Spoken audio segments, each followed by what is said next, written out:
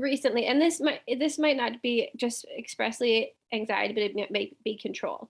He has a pair of shoes that are supposed to be for indoors, and he wore them outside. And I said, "Oh, hey, I noticed you're wearing those. Let's go put boots on so we can keep doing this activity. We're having a great afternoon." So he comes in, and love and logic. We're not gonna argue about it. Hey, it's okay to be upset, right? We just need to get our boots on. Just trying to like stick to not engaging. He's really trying to like, but this, that, the other thing, like, like, oh, just, I get it. Yeah, we're upset. Um, anyway, so, but that, and then just melting down, just like kind of burning it down after that, throwing gloves, tearing things off the wall, throwing water, just really, um, so that would be an example of his needing control and not getting it, maybe. So Yeah, again, yeah. I'm learning. I'm so much trying to learn. So Yeah, yeah, sure. I get it. It's interesting that you bring up Love and Logic because a lot of parents will ask me what the difference is with my program and that, and I don't know because I never took Love and Logic. okay, My basic understanding is that there is a component of natural consequences, um, and trying to use a realistic consequence in that scenario instead of like, well, now we're canceling Christmas. It's like, okay, well, now there's some sort of consequence related to that moment. So if you're having this really big emotional outburst where I get really curious, well, the first place I get curious is as a parent, are you connecting in a way where, so we learned from Dr. Daniel Siegel, who's the leading neuroscientist out of UCLA, and he wrote The Whole Brain Child, that the right brain is responsible for emotions and the left brain is logic. So, where kids are having big emotional outbursts is they're operating from their right brain, which is typical development. Kids ages 0 to 3, naturally, that's like how they're experiencing the world. I'm hungry, I'm tired, I'm wet. And since our brains are fully developed since we're adults, we tend to respond to big emotions with some sort of logical reasoning. So this can be a fire starter. So if we say something that seems really kind and neutral, like, oh, these are your outdoor boots, not your indoor boots. So you need to change. And then once you change, we can go outside and it doesn't have to be that big of a deal. That kind of a logical statement in a child who has big emotions and gets stuck there, it creates this disconnect, almost like you're on opposite sides of the bridge. And we're hoping or we're trying to have the child understand the logic when in this moment they feel like you're missing them, you're not seeing them or hearing them. So I did hear some emotional acknowledgement in there. So what in the Magic Lad Blueprint, what we do is we break down this skill of emotion coaching. First of all, we educate really well, and I have like graphics on what's happening in the brain so you can really understand where the child is coming from. And then we start talking about, so what is a step-by-step way that you can emotionally connect? So what happens when you first start using this strategy in a situation is sometimes kids' emotions will get bigger because they have your attention. And this starts getting a little bit tricky with what a little bit of what I've heard from Love and Logic or different therapeutic programs, because if we acknowledge the emotions, we've also heard things like, well, I can acknowledge emotions, but I'm also supposed to be really firm and not have any wiggle room on this because I need to have a boundary. So, where I would get really curious in your family dynamic is when you label an emotion, how does the child respond? So, I actually want to go 2 or 3 layers deep with that question. So, do you mind just answering that right off the bat? Because it sounds like you have some practice with that. yeah, I would guess like one example. I can't remember what it was last night with this scenario. He wanted something, and I was like, I can tell like you're upset, or like, or not, I didn't say I can tell you're upset. I'm like, are you feeling angry? Like I can see that you're like clenching your fist, or like trying to make some observations. I said, are you feeling angry? Like, it makes sense to be upset. It's okay to be upset. Mhm, We still, oh, he slammed the door about something. mhm, And it can be, you can be angry. That's okay. We don't want to slam the door. Another way you could react, or like, I tried to use kid appropriate language, whatever, sure. hey, when you have something, you can come talk to us. We care about how you feel. Mhm, So we care how you feel. And we also, slamming the door isn't kind words. We're really working on kind language right now. So he's mhm, really cued into that. He has a little chart and stuff like that where he can earn something. mhm, So Yeah. He mhm, doesn't label his emotions super well. Usually if I try to offer and ask, are you feeling frustrated? It's just a no, but not a he won't be able or willing to replace it with how he is feeling. Yeah, yeah.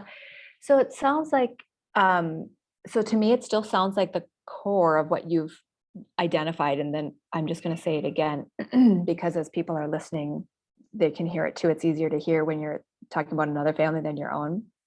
So, so definitely he's getting stuck in this big emotional place.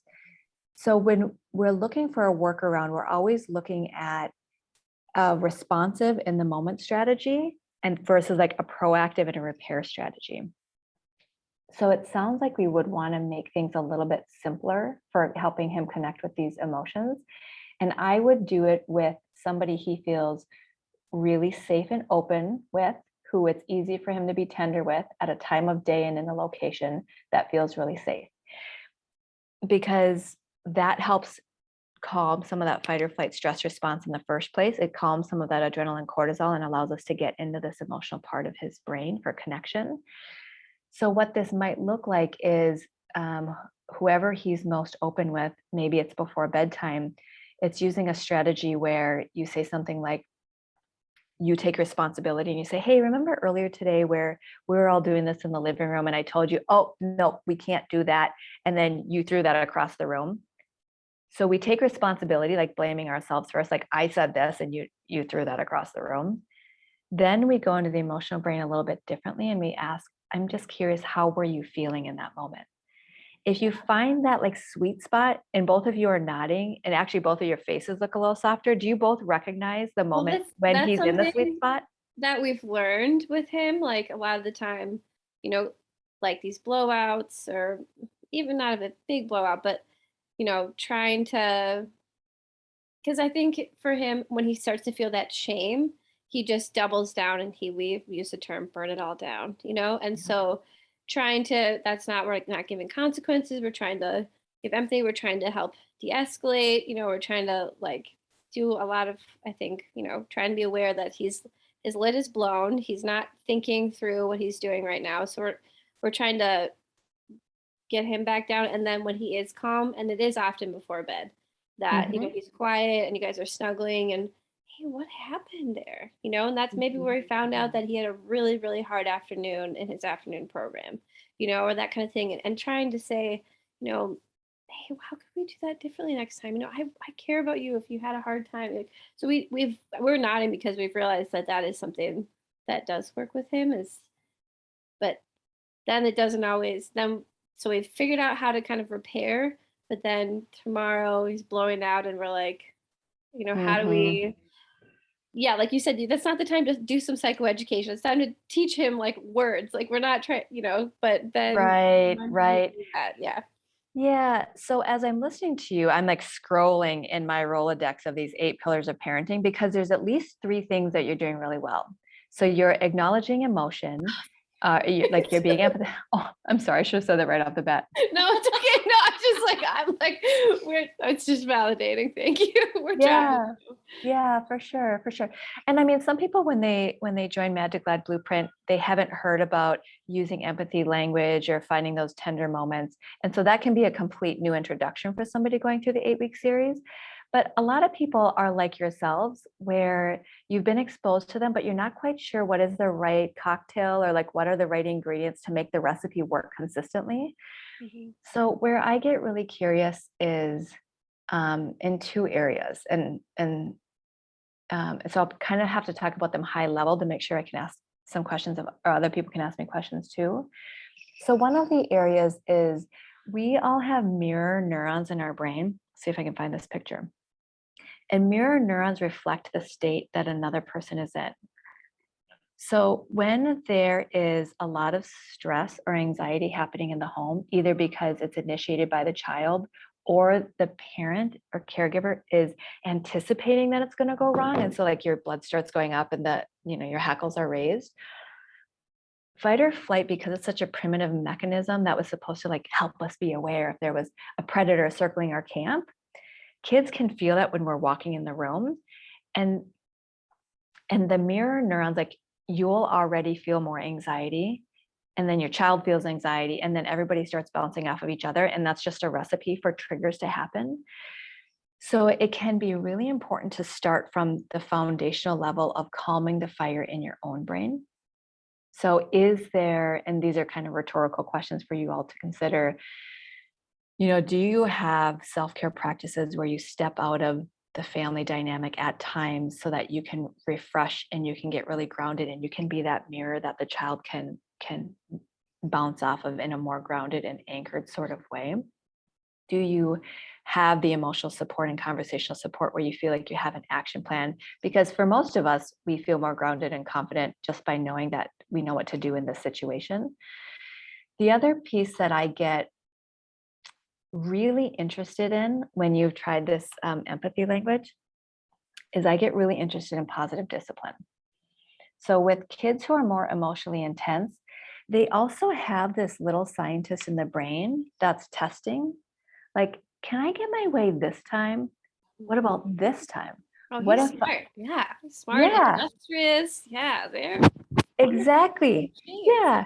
So it's like this gambler with a hand on the slot machine, like, well, what if I do this? Will I win? If I keep going, will I win? What if I get more intense? Or what if I get, for bigger kids, sometimes like, what if I get scarier? Well, will I have the parent or the caregiver back off?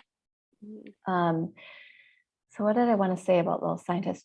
So we want to be aware of that as well, because if the little scientist is testing, will I win? We do want to have clear boundaries. And I am not a fan of having house rules that are positive rules, like be kind.